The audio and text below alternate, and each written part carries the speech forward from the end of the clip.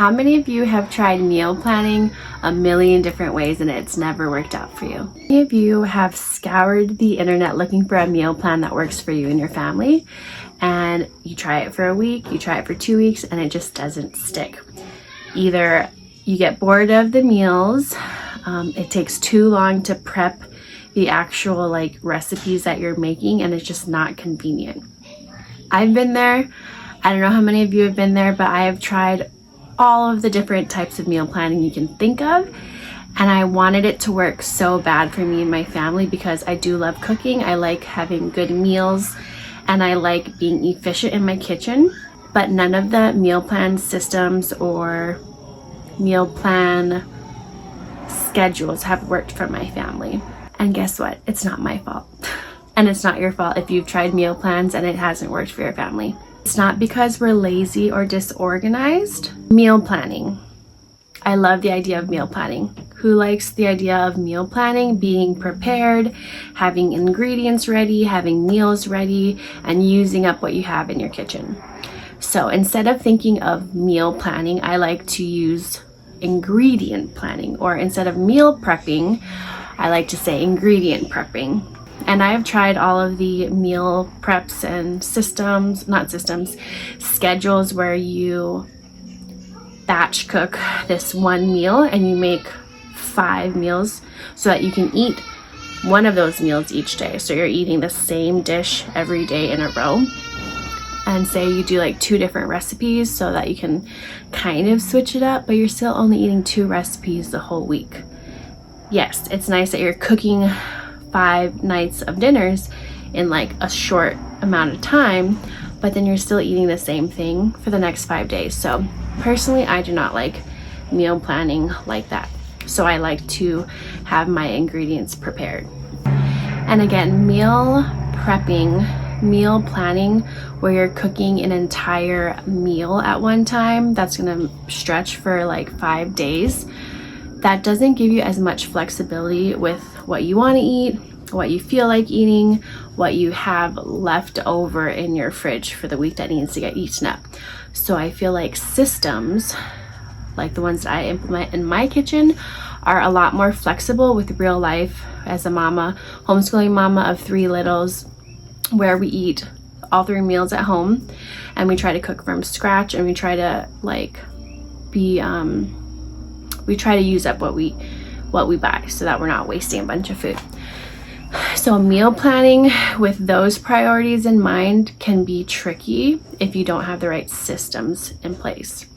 So I find that if you meal prep ingredients to make this main meal and main dish, it just works out better. Using up the ingredients that you need to use up, they're not being wasted. You're changing up your meals every day. There are ways that you can make a meal stretch though, so you're not cooking every day. So I just like to share my thought process and how we implement meal ingredient prepping in my house, in my kitchen. A few reasons why meal planning can fail with moms of littles is 1, you're not preparing far in advance enough. You're not preparing ahead of time. So last minute, maybe 30 minutes before dinner comes, you are trying to figure out and scramble and see what you're gonna make for dinner. You don't know what ingredients you have in the fridge or in the freezer. You don't know what you have in your pantry. So it can be a lot of decisions that you have to make last minute while you're trying to get food on the table. So if you're not prepared ahead of time with those things that I listed, meal planning, meal prepping, meal ingredient prepping is not gonna work as smoothly. Number 2, you don't have a backup plan for the meal that you plan to have, but then real life happens for whatever reason. You don't have energy, you are getting home late, someone calls you over and says, hey, can I come over for dinner? And you need to have more food than what you had planned. The list goes on. There's a million things that could happen where your plan A, you're not able to make that for dinner or for whatever meal you're planning. And then you have no backup plan. And then you get stressed and you're like, okay, what am I gonna do? I need more food, or I don't have energy to cook this meal that I had planned. I don't know what other ingredients I have. I was planning on this specific meal for tonight or for tomorrow, and my plans have changed and I can't be flexible. This meal prepping rigid schedule is not giving me flexibility to pivot from my plan A. So my solution for this is to always have a plan B. So of course you can have a plan A with the ideal meal that you want to have at whatever meal, lunch, breakfast, dinner, a potluck, and you have everything ready to go for that. And then if things change, if life happens, you already have your plan B written down somewhere, jotted in your head. I prefer to write it down so that you're not carrying so much information in your head. But your plan B is already ready to go, and it's ready for you to look at and grab and be like, okay, I have all those things, I'm gonna make that right now. You don't have to go on Pinterest and look for a new recipe. You don't have to scroll through all your recipes and make a million more decisions to help you figure out what to make for plan B. So your plan B is already prepared.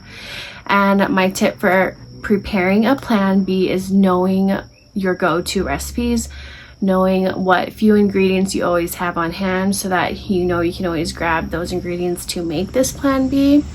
It could be like a freezer meal that you buy from Costco and you know you always have that in your freezer ready to grab, and dinner can be on the table in 30 minutes.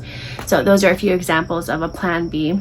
I also call these my rescue meals because they literally can rescue you from a situation if you are prepared with your plan B.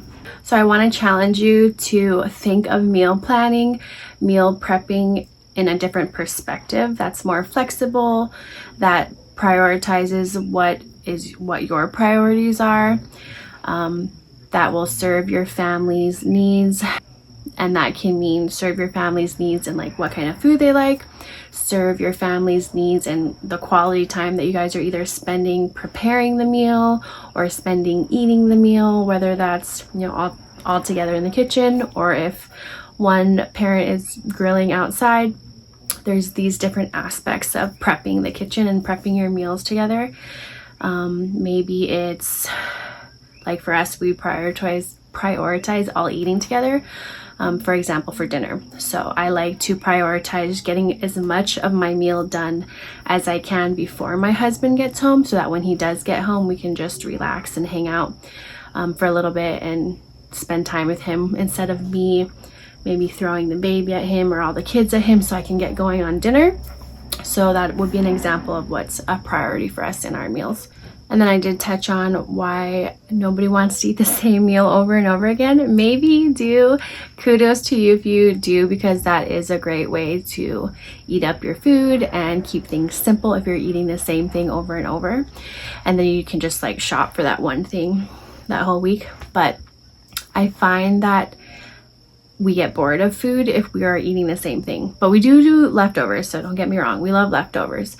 But we like variety in our meals, especially for dinner.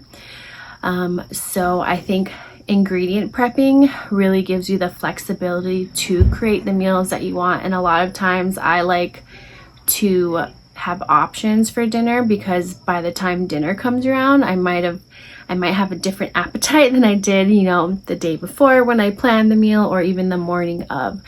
And so with this system that I implement, it really gives you confidence in pivoting with which direction you want to go to, depending on all these different things that I pointed out. So I hope these tips were explained well. I just want to give you a glimpse into our kitchen and what has worked for us. And I find that these systems of ingredient prepping instead of meal prepping, having a plan B or a rescue plan when number one doesn't work, and then knowing like what your priorities are around meal planning. I find that these 3 tips can really help bring peace and purpose into our kitchens as we are preparing these meals for our family, and it helps us cut out the stress and the last minute decision fatigue, or like all the time that we could spend, you know, scrolling to find a new recipe. So I'm curious to know, out of these 3 tips, which one do you think you would be interested in implementing or trying out in your home or in your kitchen?